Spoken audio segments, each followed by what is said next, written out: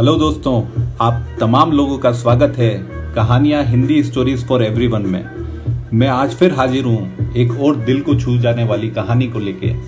तो आज की कहानी का शीर्षक है पिता की मृत्यु। तो बिना समय गवाए हम चलते हैं आज की कहानी की ओर।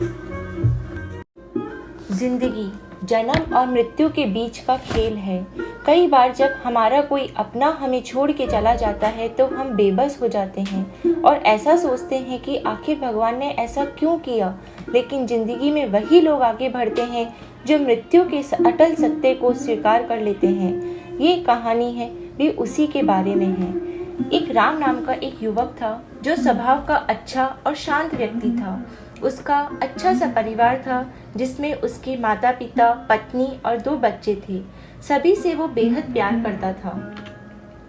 राम सभी पर दया भाव रखता था और जरूरतमंद लोगों की सेवा भी करता था।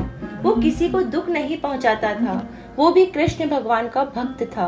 एक दिन राम के पिताजी की तबीयत अचानक खराब हो जाती है और वो उन्हें अस्पताल ले जाते हैं।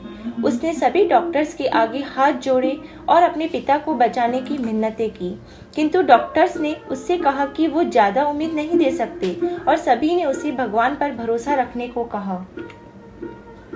राम को तभी याद आया कि मैंने तो श्री कृष्ण की बड़ी लगन से सेवा की है, वो जरूर मेरा सुनेंगे। वो तुरंत श्री कृष्ण के मंदिर में जाते हैं और वहां जाके भगवान से कहते हैं कि आप मेरे पिता को बचा लो।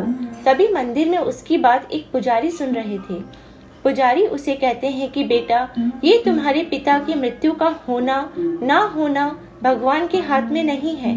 अगर मृत्यु का समय होगा तो होना तय है। राम ने ये सुनते ही पुजारी से लड़ना शुरू कर देता है और वो गुस्से में उन्हें कोसने लगता है। वो पुजारी से कहता है कि आप मेरी मदद करने के बजाय मुझे उल्टा सीधा बोल रहे हो। तभी पुजारी को लगता है कि अब मुझे उसे मेरे तरीके से समझाने का समय आ गया है।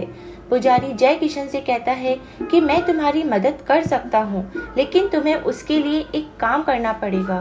क्या तुम एक कार्य करने के लिए तैयार हो?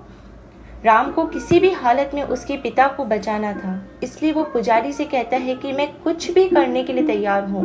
पुजारी उसे कहते हैं कि तुम्हें ये कार्य करना है, किसी एक घर से मुट्ठी भर ज्वार लानी है और ध्यान रखना होगा कि उस परिवार में कभी किसी की मृत्यु न हुई हो।